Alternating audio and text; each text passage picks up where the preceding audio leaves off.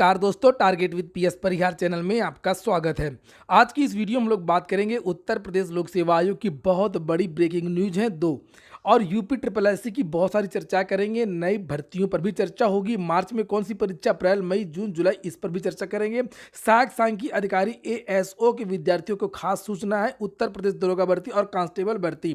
तो वीडियो को जल्दी से लाइक करना है, शेयर करना है। जिन छात्रों ने चैनल को अभी भी सब्सक्राइब न किया हो तो जल्दी से सब्सक्राइब कर लें, ताकि आप लोगों को भी इसी प्रकार की ऑथेंटिक अपडेट सबसे पहले मिलती रहे। आगे बढ़ने से पहले एक सूचना उन विद्यार्थियों के लिए जो विद्यार्थी सिविल सर्विसेज की तैयारी कर रहे हैं, यूपीपीएससी की तैयारी कर रहे हैं, चाहे वो यूपीपीएससी हो चाहे वो बीपीएससी हो, इन सभी विद्यार्थियों के लिए फिजिक्स वाला प्लेटफॉर्म ने एक कोर्स लॉन्च किया, सक्षम बैच, जिसे आप लोग यहाँ पर देख सकते हैं। फिजिक्स वाला प्लेटफॉर्म को सभी लोग जानते होंगे। ये तस्वीर है अलग Pandey ji. JEE, NEET, CA, NDA और बहुत सारे कॉम्पिटिटिव एग्जाम्स में अनेक कीर्तिमान स्थापित करने के बाद बेहतर पढ़ाई के लिए ये सक्षम बैच लॉन्च किया गया, जिसे आप लोग यहाँ पर देख सकते हैं। प्राइस बहुत कम रखा गया, 3,999 रुपए।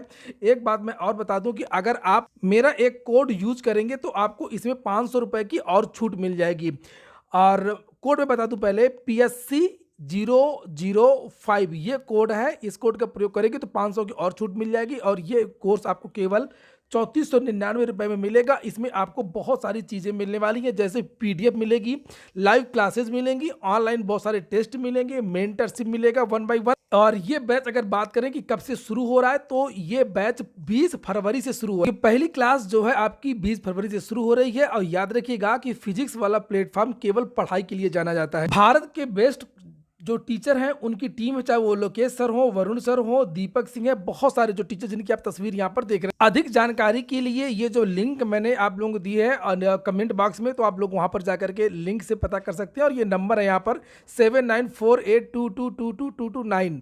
इन नंबर्स पर जाकर के आप लोग बातचीत कर सकते हैं, पूछ सकते हैं। और अब हम लोग शुरू करते हैं आज की सूचनाओं को। सबसे पहले बात करेंगे उत्तर प्रदेश लोक सेवा आयोग की। जैसे कि वीडियो की स्टार्टिंग में ही मैंने आप लोगों से बताया था कि आज दो सूचना है।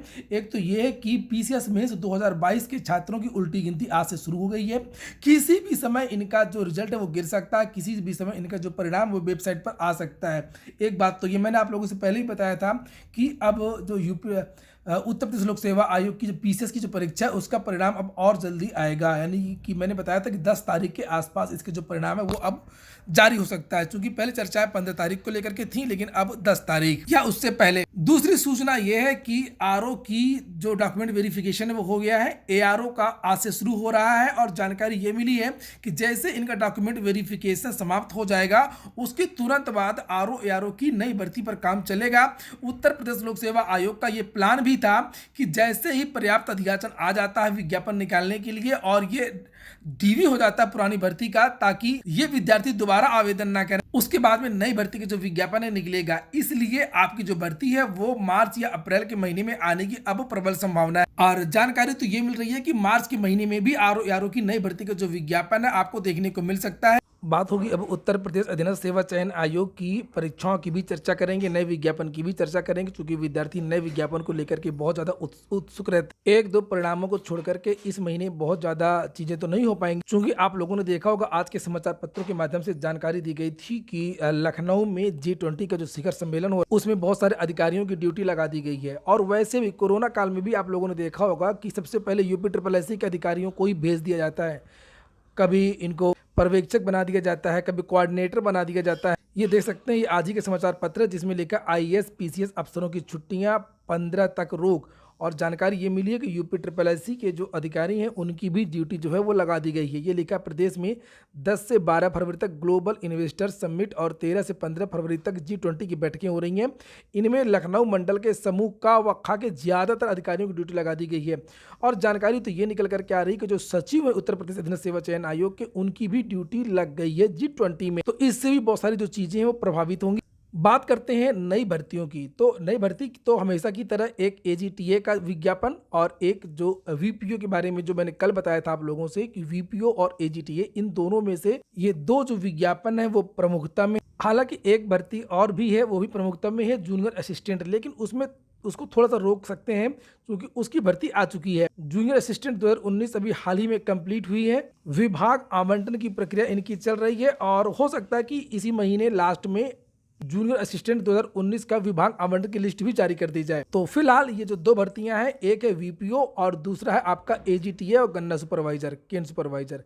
2 भर्तियां हैं, ये आपको बहुत जल्द देखने को मिलेंगी। आज की डेट की परियोजना है उत्तर प्रदेश अधीनस्थ सेवा चयन आयोग की, और कल का नहीं जानते, इसमें कुछ परिवर्तन भी हो सकते। बात करें अगर परीक्षाओं की, तो परीक्षा के बारे में जो चर्चाएं हैं कि मार्च में कंबाइंड टेक्निकल की परीक्षा हो सकती है, अप्रैल में आपकी वन दरोगा की परीक्षा हो सकती है, मई या जून में आपकी जो पुरानी वाली वीडियो भर्ती है उसकी परीक्षा हो सकती है, और जुलाई के महीने में आपकी मुख्य सेविका की परीक्षा हो सकती है, जिसके बारे में आज के समाचार पत्रों में जानकारी दी गई है, अगर इनका जो काम हो कंप्लीट हो जाता है। होम साइंस वाला एजीटी के जो विद्यार्थी हैं, इनके कट ऑफ के लिए मैं वीडियो अलग से बनाऊंगा। जो विज्ञापन अभी जारी होना है लगभग 3500-3400 पदों का।